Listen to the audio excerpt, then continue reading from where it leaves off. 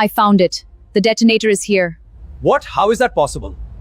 Stay calm. We can defuse it. Tell us what to do. Follow my instructions. Let's move. A bomb was hidden on a plane. 17 experts, FBI agents, NSA cryptographers, bomb disposal officers, spent 47 minutes trying to decode the bomb warning. All of them failed. The only person who could read it was the quiet cleaning woman in the yellow uniform that nobody had even noticed was standing right there. Before you watch full story, comment below from which country are you watching. Don't forget to subscribe for more amazing stories. It was a Friday. October 9th, 2020. 11:34 a.m. That was the exact moment Maria Santos stopped pushing her cleaning cart and stood completely still in the middle of the economy cabin of Flight 2914, because her brain had just processed something that 17 highly trained experts in the first-class cabin had spent the last 37 minutes failing to understand. She was holding a small trash bag in her left hand and a damp cloth in her right hand. Her yellow uniform had a coffee stain near the left pocket that she had not had time to treat that morning. She had woken up at 4:30, the way she always did, in her small apartment in Queens, New York. She had made herself a cup of black coffee, packed her lunch in a brown paper bag, and taken the subway to John F. Kennedy International Airport. She had done this same routine every single day for the past 7 years. She never complained. She never asked questions. She just showed up, did her job, and went home. Most people who saw her on the aircraft did not even notice she was there. To them, she was just part of the furniture. She was the woman in the yellow uniform who quietly collected their empty cups, wiped down their tray tables, and vacuumed the carpet between the seats. She was invisible. And she had learned, over 7 long and painful years, to be okay with that. But standing still in that aisle at 11:34 on that Friday morning, looking at a laptop screen that someone had left open on a seatback tray table, Maria Santos was not okay with it anymore. Because she could read the message. Every word of it. And not one of the 17 experts 20 rows ahead of her could say the same. Flight 2914 was a Boeing 777 operated by British Airways. It was scheduled to depart JFK at 9:15 in the morning, bound for London Heathrow, carrying 347 passengers and 18 crew members. It was a full flight. Business people heading to meetings in Europe, families going on vacation, students returning to their universities. All of them had boarded and settled into their seats by 8:45. The pilot, Captain David Holt, a tall man with silver hair and 26,000 hours of flying experience, had completed his pre-flight checks. The cabin crew had finished their safety briefing. Everything was normal. Everything was on time. And then, at exactly 8:59 in the morning, everything changed. A message appeared on the main cockpit threat display screen. It was not a standard alert. It was not a mechanical warning or a weather notification. It was a string of characters unlike anything Captain Holt had ever seen in his entire career. It was a mixture of numbers, symbols, words in at least 2 languages, chemical formulas, and what appeared to be binary code all jumbled together in one long confusing line. The message was followed by a single terrifying sentence in plain English that said, "Any attempt to evacuate this aircraft will trigger immediate detonation." And below that sentence, a countdown timer had begun. It read 47 minutes and 23 seconds. And it was counting down. 47 minutes and 23 seconds. That was all the time left. Captain Holt immediately contacted ground control and reported the message. Within 6 minutes, the aircraft was surrounded by emergency vehicles. Fire trucks, police cars, bomb squad units, ambulances, and black SUVs with tinted windows all converged on Gate 31 from every direction. The airport went into full lockdown. Nearby flights were grounded. The terminal was partially evacuated. Passengers on Flight 2914 were told by the cabin crew to remain calm and stay in their seats. Nobody told them about the bomb threat or the countdown. The crew just said there was a small technical issue that was being resolved. But the passengers could see the emergency vehicles through the windows, and many of them understood that whatever was happening was not small and was not a technical issue. The 17 experts arrived in waves. First came 4 FBI agents, led by a senior director named Thomas Carroll, a heavy-set man in a dark suit who spoke very loudly and had the habit of pointing his finger at people when he talked. Then came 3 TSA supervisors who argued constantly with each other about jurisdiction. Then came 2 Department of Homeland Security analysts carrying laptops and thick folders of documents. Then came 2 military explosive ordnance disposal officers in full gear, followed by 3 encryption specialists from the National Security Agency, then an airline security chief named Gerald Park who had worked in intelligence for the Air Force, and finally the lead air marshal assigned to the flight, a woman named Agent Sandra Reeves who had been on the aircraft when the message appeared and had immediately called it in. 17 people in total, all with impressive titles and years of experience and high security clearances. All of them crowded into the first-class cabin, hunched over 2 laptop screens showing a photograph of the message, talking over each other and getting louder with every passing minute. Nobody could decode it. That was the terrifying truth that became clear within the first 20 minutes.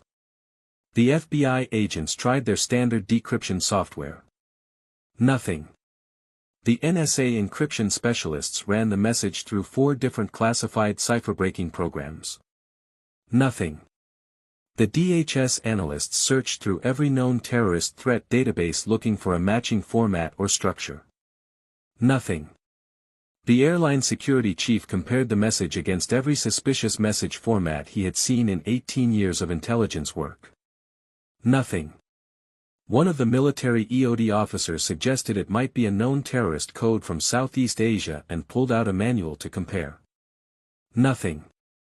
Director Carroll kept repeating that it had to be a hoax, that no real bomb threat would be this complicated, but Agent Reeves kept pointing at the countdown timer on the screen and saying that the threat display system on this aircraft did not generate countdowns on its own.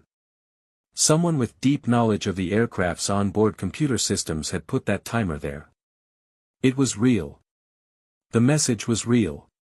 The bomb was real. And with 31 minutes left on the countdown, not one of the 17 experts could tell them where it was hidden or what the message said. Maria Santos had been working quietly in the economy cabin for most of this time. Her supervisor, a nervous little man named Pete, had called her in at 6 in the morning saying they needed extra cleaning staff for a situation on one of the departing flights. He had not given her any details.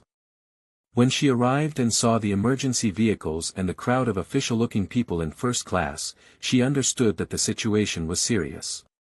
But she did not ask questions. She just put on her yellow gloves, picked up her trash bags, and started doing her job. She worked her way through the rows methodically, collecting coffee cups and napkins and snack wrappers, wiping down tray tables, picking up items that passengers had dropped. The passengers were frightened and confused, and some of them were crying quietly. She gave them small smiles when she passed. She handed a tissue to a young mother whose little boy was asking her again and again why they were not flying yet. She kept working. She kept moving forward, slowly, toward the front of the aircraft. That was when she heard it. One of the NSA analysts, a young woman named Dr. Angela Pierce, was reading the message aloud to herself, trying different interpretations. Maria slowed her cleaning pace. She was in row 14 now, only a few rows behind the edge of first class. She could hear everything clearly. She could also see the laptop screen that one of the analysts had left open on a seatback tray table. The message on the screen was large enough that she could read it from where she was standing. Her hands kept moving automatically, wiping down the armrest of row 13, but her eyes were fixed on that screen and her brain, the brain that had been hiding inside a yellow uniform for 7 years, woke up like a light being switched on in a dark room. The message read, device location, 47 degrees north plus CH3NO2 plus 01001001 plus ALAN plus 73 degrees west plus C4H802 plus 01000011 plus Kula Pula. Maria stared at it. Her heart began to beat very fast. Not from fear. From recognition. She knew what she was looking at. She knew it the way a musician recognizes a song from the first 3 notes. She knew it the way a doctor recognizes a disease from a single symptom. She knew it completely and immediately and with total certainty, because the message had been written in a language that was her language, mixed with 2 fields of science that had once been her entire life, and the combination was so specific and so unique that there was almost no one else in the world who would have understood it. And the person who wrote it had known that. They had written it precisely because they expected that the experts would fail, and they wanted exactly one specific kind of person to decode it. Maria set down her trash bag. She stood still for a moment, looking at the screen, doing the translation in her head quickly and completely. Then she picked up her bag again and pushed her cart 2 more rows forward, past the curtain dividing economy from first class. A TSA supervisor immediately stepped in front of her. "Ma'am, you cannot be in this area. Cleaning staff stay in economy." Maria looked at him calmly. "I need to speak to whoever is in charge," she said. Her English was accented but clear. The supervisor shook his head. "Ma'am, we have 17 experts working on a national security situation. Whatever you need to report about cleaning supplies can wait." Maria looked at him for a moment. Then she looked past him at the group of arguing experts and the 2 laptop screens and the countdown timer that she could now see clearly from where she stood, and which now read 26 minutes and 12 seconds. "I know what the message says," she told the supervisor. "All of it. And I know where the device is." The supervisor stared at her. He almost laughed. Then something in her eyes stopped him. He turned around and called out to Director Carroll. "Sir. This cleaning lady says she can decode the message." Every single person in first class turned to look at Maria. The silence was sudden and complete. Director Carroll walked toward her with an expression somewhere between impatient and skeptical. "Ma'am, with all due respect, we have some of the most qualified people in the country working on this. I don't think He stopped himself before he finished the sentence. But Maria heard what he had not said. She had heard it 1,000 times in 7 years. In the looks people gave her. In the way they talked past her. In the way they never said thank you. She was used to it. "The message is written in Tagalog," Maria said. "Mixed with chemical formulas and binary code. Alam means to know in Tagalog. Kulay pula means red color. Those are not random words.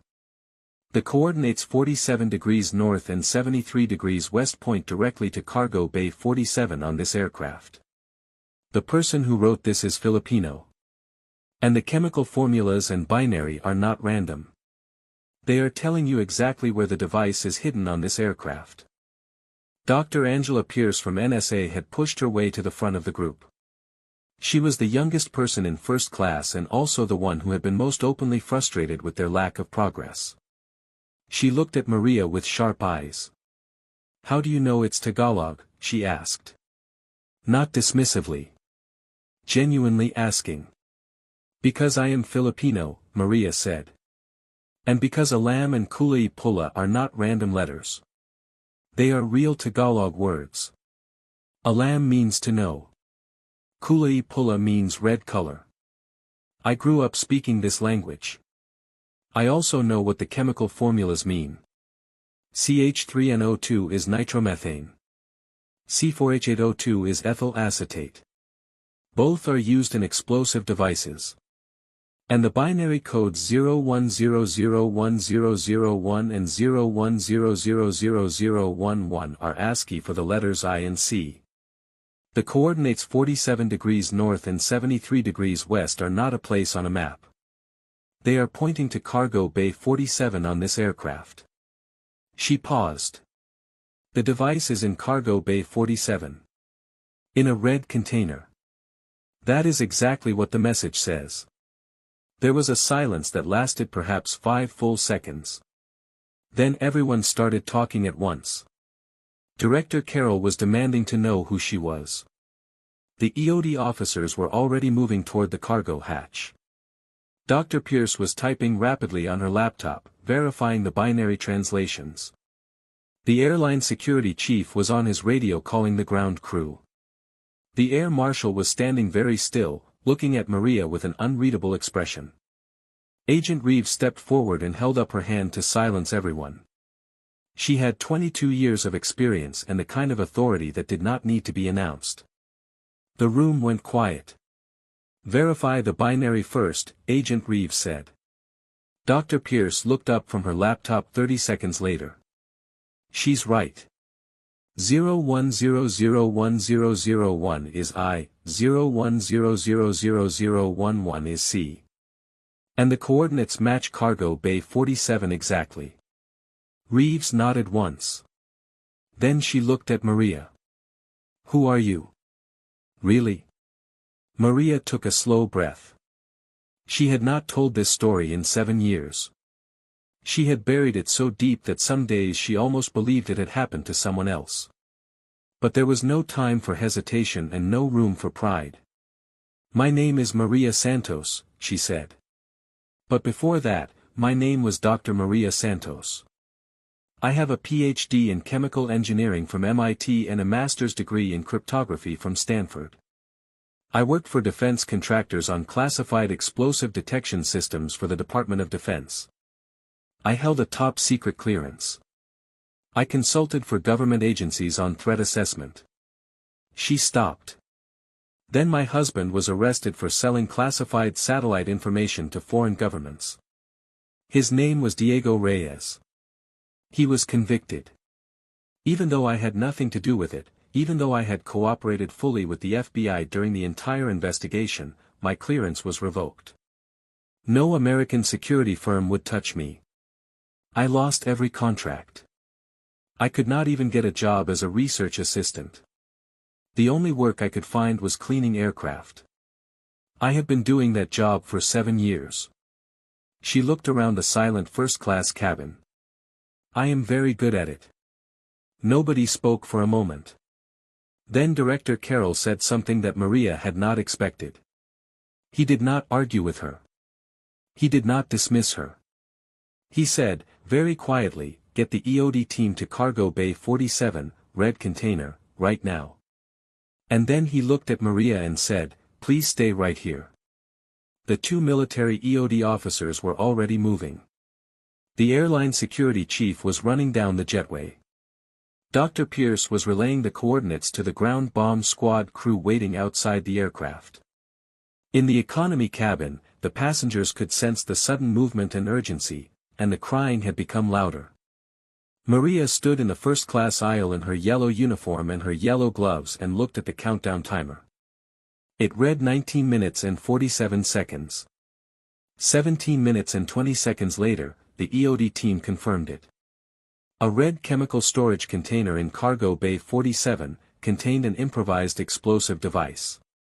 A real one. Armed. Functional. Connected to a remote trigger and a timer. The bomb squad disabled it with 11 minutes to spare on the cockpit countdown. When the confirmation came through on Director Carroll's radio, every person in first class exhaled at the same time. One of the TSA supervisors put his hand over his mouth and sat down heavily in a seat. Dr. Pierce closed her eyes for a moment. Captain Holt, who had been standing at the edge of the group and had not said a single word for the past 20 minutes, pressed his fist against his lips and looked at the ceiling. Agent Reeves turned to Maria and said, very simply and very directly, "You saved 347 lives." Maria did not cry. She was not the type. She just nodded and picked up her trash bag from where she had left it on the floor. "I should finish cleaning economy," she said quietly. It was Agent Reeves who stopped her. "No," Reeves said. "You are done cleaning for today. Come sit down." She guided Maria to a first-class seat, the only one not occupied by an expert or a laptop or a pile of files. Maria sat. She looked at her yellow gloves. She pulled them off slowly and folded them and put them in her pocket. Around her, the experts were making phone calls and typing reports and debriefing each other. Director Carroll was speaking into his phone rapidly, reporting what had happened to someone very high up the chain. None of them looked at Maria. She was used to that. She folded her hands in her lap and waited. Captain Holt was the first one to come to her. He pulled up one of the fold-down crew seats and sat across from her. He was a big man and he leaned forward with his elbows on his knees and looked at her for a long moment without speaking. Then he said, "Dr. Santos. My daughter is in seat 34F. She is 9 years old. Her name is Emma. I brought her with me on this trip because she has been asking me for 2 years to see London, and I finally said yes this October." He stopped. His jaw was tight. She would have died today if you had not been on this aircraft. I need you to know that I understand that. Completely. Maria looked at him. She thought about the little boy in economy who had been asking his mother why they were not flying yet. She thought about all the other people in those 347 seats who had no idea how close to the end they had been. "I am glad I was here," she said. And she meant it. The investigation unfolded over the following hours and days. It emerged that the bomb had been planted by a former aircraft maintenance technician named Emilio Santos, no relation to Maria, who had worked for British Airways for 6 years before being dismissed for falsifying safety inspection records. He had been born in Manila and had lived in New York for 12 years.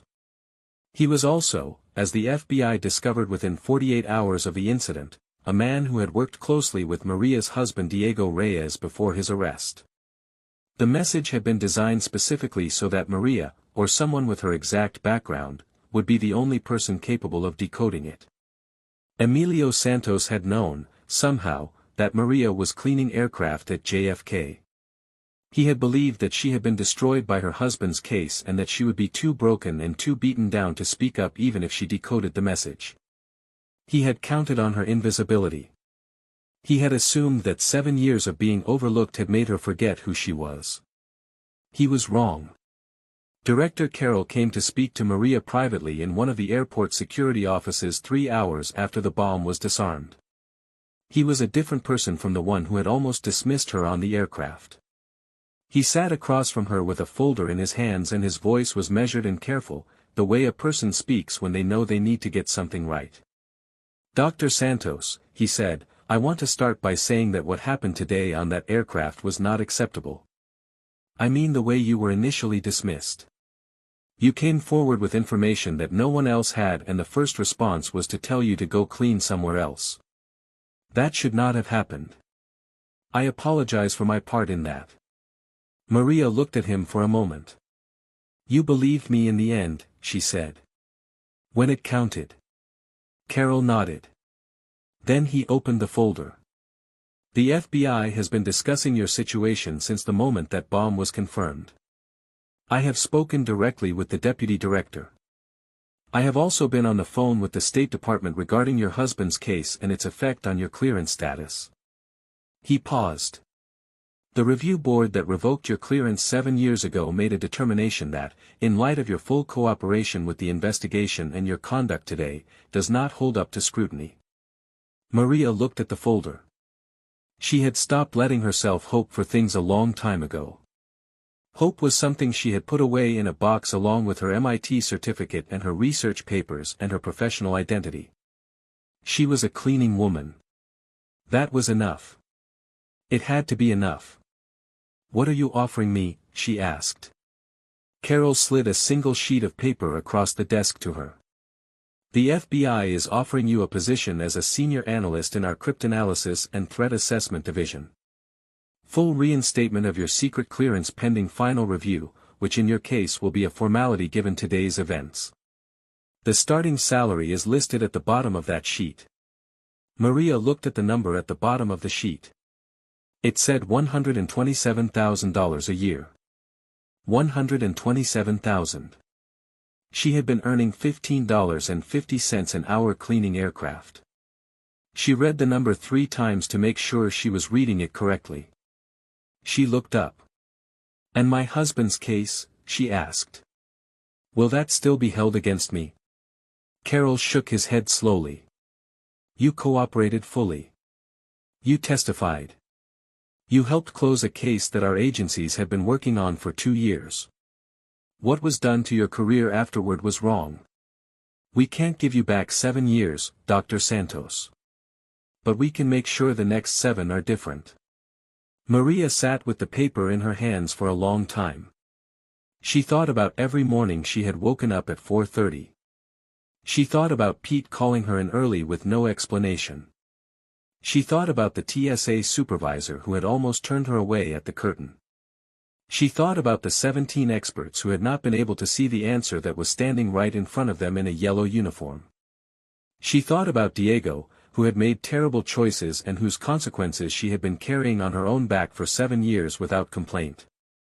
And then she thought about Emma Holt, 9 years old, in seat 34F, who would get to see London after all. Yes, Maria said. I accept. The story became public 3 days later. The airport had managed to keep it quiet during the initial investigation, but eventually the news came out the way big news always does, through a combination of sources who could not stay silent. The story ran on every major news network and on the front page of every major newspaper in America. Woman in cleaning uniform decodes bomb threat that stumped 17 experts.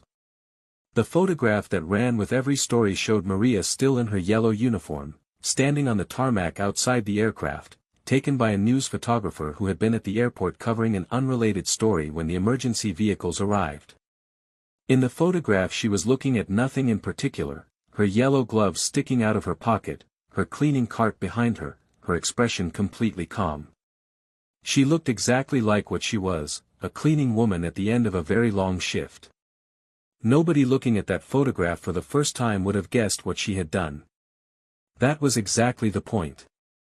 That was the whole point. The response was overwhelming. Letters came to the FBI's Public Affairs Office addressed to Dr. Maria Santos. Emails flooded in from Filipino-American communities across the country. Universities where Maria had applied for research positions 7 years ago, applications that had been quietly rejected without explanation, sent formal letters of apology. The professional associations that had quietly dropped her from their membership rolls during her husband's case reached out to reinstate her. Several of the 17 experts who had been on the aircraft that day gave interviews in which they were honest about what had happened. Dr. Angela Pierce, the NSA analyst, gave a particularly direct interview in which she said that what had occurred was a systemic failure of imagination. We looked at that message, Dr. Pierce said, and we assumed, without thinking about it, that the answer would look like something we were already trained to recognize. We never considered that the answer might come from outside our categories of expertise. We failed because we thought we already knew what expertise was supposed to look like. Maria started her job at the FBI's Washington, D.C. office 6 weeks after the incident on Flight 2914. She was given a corner office with a window that looked out over the Potomac River. She was given a team of 4 junior analysts to supervise. She was given a security badge with her name on it and her title, Senior Cryptanalysis Specialist, Threat Assessment Division. On her first day, she arrived at 4:30 in the morning out of pure habit, hours before anyone else, and sat in her new office with a cup of black coffee and looked out the window at the river in the dark. Then she opened the first file on her new desk and began to work. She was very good at it. Everyone who worked with her said so. She saw patterns in encrypted communications that her colleagues missed. She made connections between different types of information that seemed unrelated to everyone else. Within her first 8 months, she had contributed to the successful resolution of 4 separate national security cases. But none of her colleagues ever forgot what her first case had been. And none of them ever dismissed her again. 6 months into her new role, Maria made a formal request to her supervisor. She wanted to create a new internal program within the division. A recruitment and mentorship program specifically designed to find and bring in people from non-traditional backgrounds. People whose expertise had been overlooked or buried because of circumstances that had nothing to do with their ability. People who had been invisible for too long. Her supervisor approved the program in a single meeting. Maria spent 3 months building it, writing the criteria herself, personally reaching out through community organizations and universities and social services networks. The first cohort of people she brought in through the program included a former schoolteacher from Atlanta who had a background in linguistics and had spent 4 years working in a sandwich shop after her school closed. A Haitian refugee who had been a professional software engineer in Port-au-Prince and was working as a hotel porter in Miami. A former military translator from Iraq who had been doing landscaping work in Arizona since his contract ended. A woman from Nigeria who had a master's degree in data science and had spent 2 years as a domestic cleaner because her visa application had been held up and she had not been eligible for professional work during that time. Maria trained all of them herself. She supervised their cases. She advocated for their promotions. When other senior staff were skeptical of some of her choices, she made her argument simply and directly. The person who planted that bomb on Flight 2914 designed the message so that 17 credentialed experts would fail to decode it, she said in one meeting. He did that deliberately.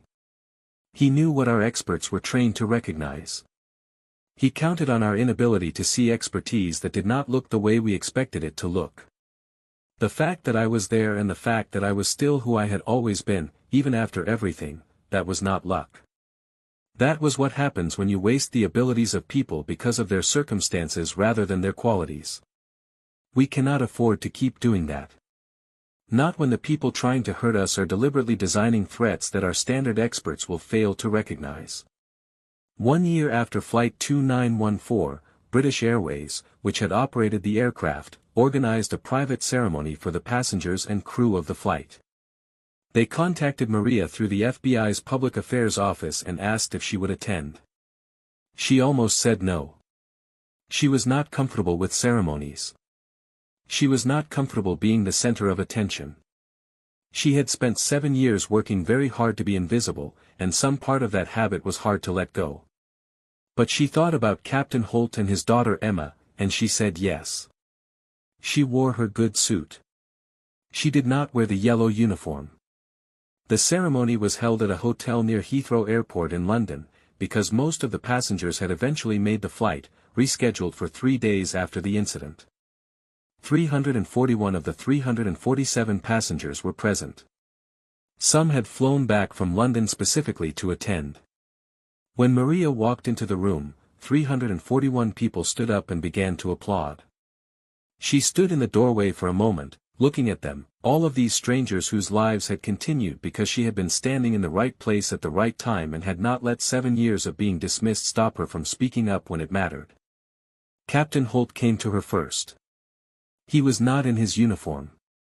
He was just a man in a suit, and next to him was a little girl with braids and bright eyes who looked at Maria with an expression of complete seriousness and then held out her hand for a handshake. "Hello," said Emma Holt. "My dad told me about you. He said you are the smartest person he has ever met on an airplane." Maria shook the small hand. "I think your dad is very kind," she said. "He is," said Emma. "But also he does not say things he does not mean." Maria had to look away for a moment. Then she looked back and smiled at the little girl. "I am very glad you got to see London," she said. Emma grinned. "It was brilliant," she said, using the English word in the English way, with complete satisfaction. Maria laughed. It was the first real laugh she had laughed in a very long time. One of the passengers, a retired judge from Chicago named Harold Weston who had been in seat 7A, stood up during the formal part of the ceremony and spoke for a few minutes. He had clearly thought very carefully about what he wanted to say.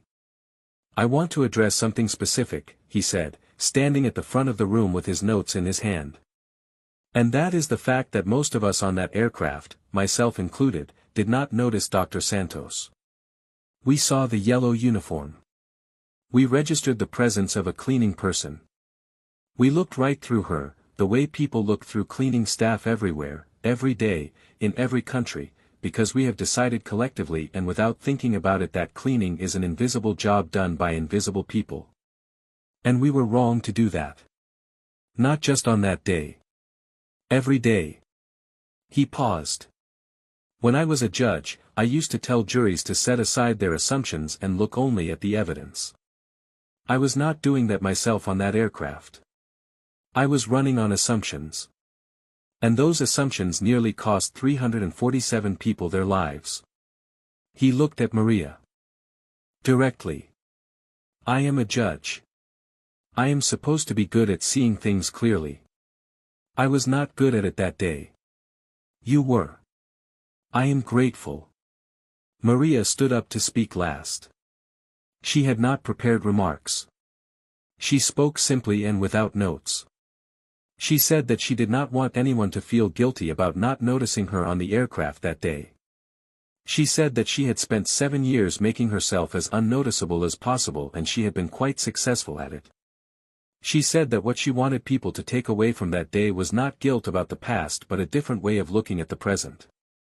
She said that she had been a cleaning woman and she was now an FBI analyst and both things were true at the same time and both things were part of who she was and she was not ashamed of either one. She said that the problem was never that she had cleaned aircraft.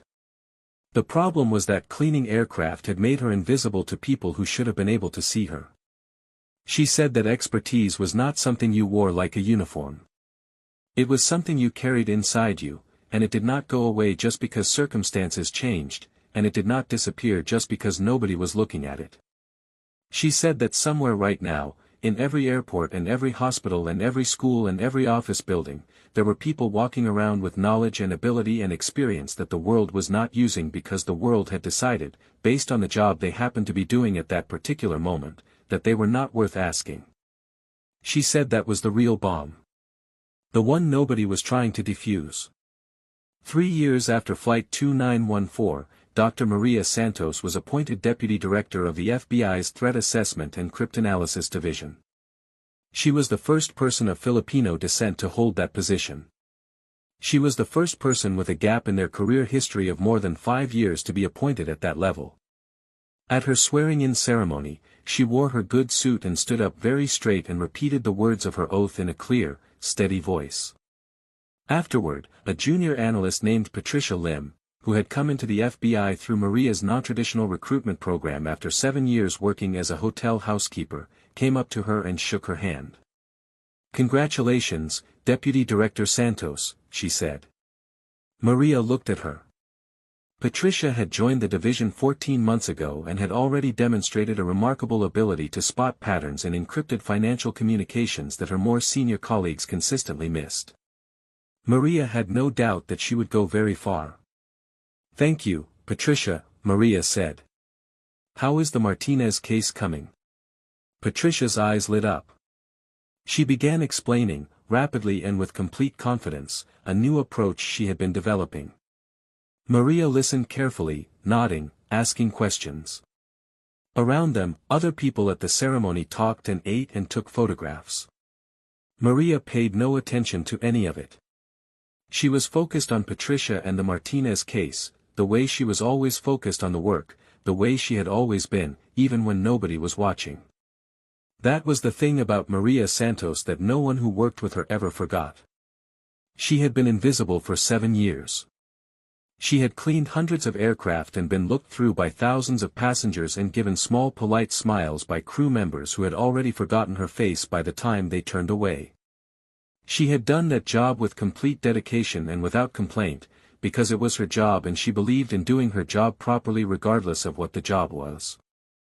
And when the moment came that required every single thing she knew and everything she had ever learned and every language she carried and every formula she had memorized and every code she had ever studied, she had not hesitated. She had not waited for someone to notice her. She had stepped forward in her yellow uniform and her yellow gloves with her cleaning cart parked behind her and she had said, clearly and without apology, "I know what this says. Let me show you." And she had shown them. And 347 people had gone home to their lives because she had. The message on that cockpit screen had been designed by someone who believed that the person capable of reading it had been destroyed. That her years of invisibility had erased her. That what the world had done to her had undone who she was. But people are not their circumstances. Knowledge does not evaporate because it is unused. Ability does not disappear because it is unacknowledged. And sometimes, the person who saves the day is not the one with the most impressive title in the room. Sometimes it is the one in the yellow uniform who has been walking through the cabin for the past 20 minutes, listening carefully, putting the pieces together quietly, waiting for someone to finally ask. Maria Santos never cleaned another aircraft after that October morning. But she never forgot a single day of the 7 years she had spent cleaning them. She never forgot what it felt like to be looked through. She never forgot the passengers who had not said thank you and the supervisors who had not said please and the colleagues who had not said her name.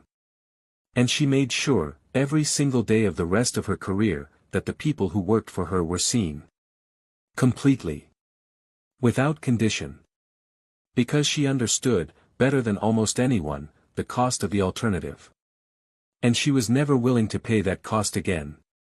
In the weeks and months that followed her appointment as deputy director, Maria made 2 specific changes to the way her division operated, and both of them eventually became models that other divisions across the bureau began to adopt.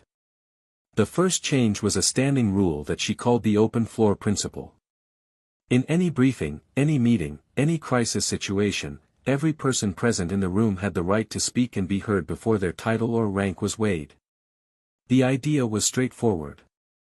You never knew in advance where the answer was going to come from, so the only rational thing to do was to create a situation where the answer could come from anywhere, from anyone. Her senior analysts found this uncomfortable at first. They were accustomed to a hierarchy where their voices carried naturally more weight because of their credentials and their years of service. Maria understood the discomfort and was patient with it. She kept applying the rule consistently and without exception. She never made anyone feel embarrassed for their rank or their background. She simply listened to everyone equally and then made her judgments based on the quality of what was said. Within 6 months, the rule had become part of the culture. Within a year, her division had the highest rate of successful case resolution in the entire FBI. Nobody formally connected the 2 things in a report. But Maria knew. The second change was more personal and required more explanation to implement. She had every new hire in the division, regardless of their level or background, spend their first full week doing support work. Administrative tasks. Filing. Logistics. Preparing rooms for meetings. The invisible work that held the division together and that most senior staff never thought about because it was always simply done by someone else. Not as a punishment. Not as a lesson in humility. But because she believed from direct and irreversible personal experience that you could not truly understand the value of invisible work until you had done it yourself. And she believed that a person who understood that was a better analyst, a better colleague, and a better human being in every situation that actually counted. People who met Maria in her later years often asked her about the moment on the aircraft when she had decided to step forward. They wanted to know if she had been afraid. They wanted to know if she had hesitated. They wanted to know what it had felt like to walk up to a group of 17 experts and tell them they were wrong. Maria always gave the same answer to that question. She said that she had not thought about it as walking up to experts. She had thought about it as walking up to a problem. She had spent 11 years of her professional life walking up to problems. She had done it as a defense researcher and as a cryptography analyst and as a threat assessment consultant. She had also done it as a cleaning woman, every single morning, when she arrived at the aircraft and saw what needed to be done and started doing it. The job was always the same in the essential way. You saw the problem clearly. You applied everything you knew. You did not let anything else get in the way. The yellow uniform had been in the way, for other people, but not for her. She had always known who she was underneath it. She had never stopped being Dr. Maria Santos, not for a single day, not in a single moment, not even during the worst years when the world had decided she was someone else entirely. She had just been waiting. Quietly and without anger and with enormous patience, she had been waiting for the day when the world would need her to be herself again. And when that day came, she was ready. There was one more thing that Maria did, quietly and without announcement, in the years after Flight 2914. She tracked the investigation into Emilio Santos, the man who had planted the bomb. He was caught 11 days after the incident, in a small apartment in the Bronx, having never left the city. He had believed, apparently, that his message was uncrackable and that the bomb would detonate and that he would be far away before anyone connected the crime to him. He had not accounted for Maria. He had counted on her invisibility, on her silence, on the assumption that 7 years of being dismissed had broken something fundamental in who she was. He had been wrong about that. At his trial, Maria was called as a witness. She testified clearly and completely about the message and what it said and how she had decoded it and why she had been able to decode it when no one else could. The defense attorney, perhaps hoping to undermine her credibility, asked her during cross-examination whether it was true that she had been working as a cleaning woman on the day in question. Maria looked at the attorney calmly. "Yes," she said. "I was." The attorney paused, apparently expecting more from that answer. There was nothing more. That was the complete answer. Yes, she had been. She had also been a PhD in chemical engineering and a master's in cryptography and a person with 11 years of specialized experience in threat assessment. All of those things had been equally true at the same moment. The yellow uniform had not cancelled any of the others. Emilio Santos was convicted on all counts and sentenced to life in federal prison without the possibility of parole. Maria watched the verdict from the back of the courtroom. Then she went back to work.